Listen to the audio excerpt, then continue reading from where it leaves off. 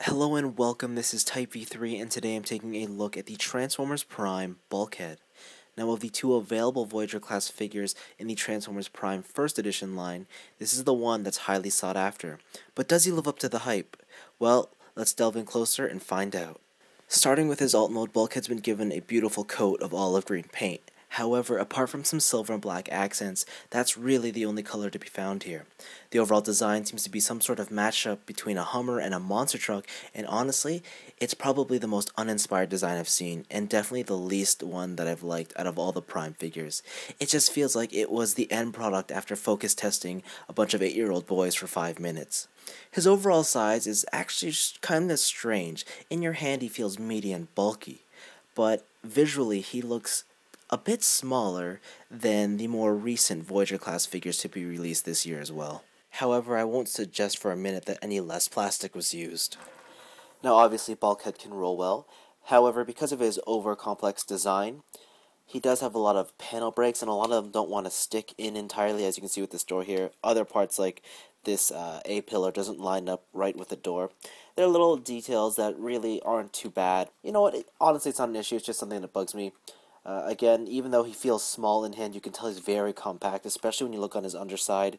It's just stuffed to the max in there. And surprisingly, he's got some nice clearance, so there's no issues between rubbing him against the floor. His weapon, of course, is the sort of mace thing.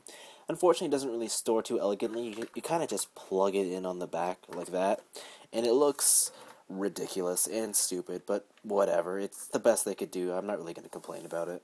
When placed up against his fellow Autobots, you can tell that Bulkhead definitely looks good and he sizes up rather well, especially against Optimus.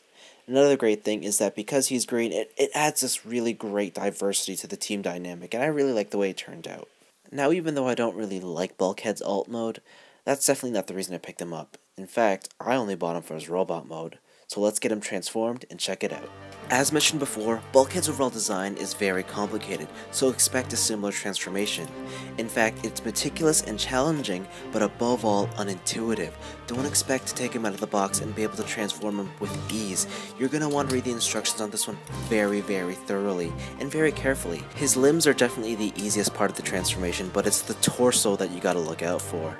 Although, it has to be said, some incredible transformation goes on there. Nevertheless, when you complete it all, you end up with an incredibly massive and bulky figure. With the short and narrow legs and a huge upper body, Bulkhead's definitely owning the robot football player look, and it definitely works for him.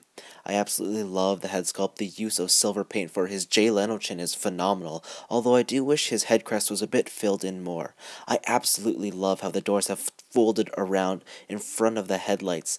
It would have been nice to see this done a little bit more sleeker, but the whole concept and idea is fantastic. Unfortunately, the wheels do stick out like wings on his back, and even though he has a huge bulky chest appearance, when you look from behind, he is full of air. It's not really a complaint, but it is a nice little illusion. Okay, breaking down articulation, Bulkhead has a ball-jointed head that's kind of limited to the size of his chin. His arms or shoulders can move in and out because of this transformation joint. There's a swivel that goes in and out, and then it can go in and out like here. The bicep has a cut there, single jointed elbow, and the wrists can come in a little bit. There is no waist on this guy. The hips are on a ever so light ratchet joint. There is a thigh swivel, a double jointed knee ever so slightly, and the heels and toe can go in and out accordingly.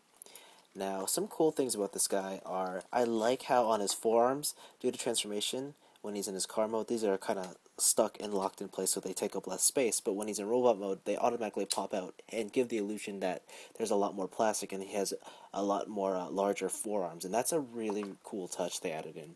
In terms of his weapon, he comes with this mace thing, like I've mentioned before, and each one of his hands can just turn in and you can plug it in like that. Now, I realize this weapon is iconic to him and it is his show's weapon, but I would have preferred to see this guy with an included gun as well.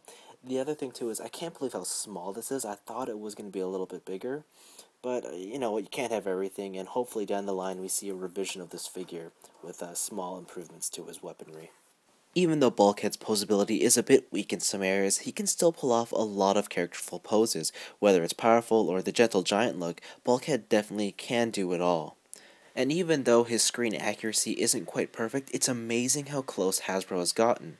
As you can see, in terms of Voyager, he's still on the short side, but he does definitely make up for it in terms of his width. For me, however, the biggest triumph this figure does is its surprise. You just don't expect that such a wonderful transformation and robot mode can come out of such a boring and bland looking vehicle. Of course, he looks awesome when placed side by side with some of his Autobot squad mates, but I think he looks at his best when he's right up against his leader, Optimus Prime. The contrast of colors, the differences in design, they just work so well together, and they're the perfect scale as well. Overall, Transformers Prime Bulkhead is a fantastic figure whose shortcomings are definitely outweighed by this fantastic robot mode. Is he the best Prime figure out there? No, but he comes pretty damn close, and that's why you should pick him up. Anyways, this has been Type B3, thanks for watching, and I'll catch you guys next time.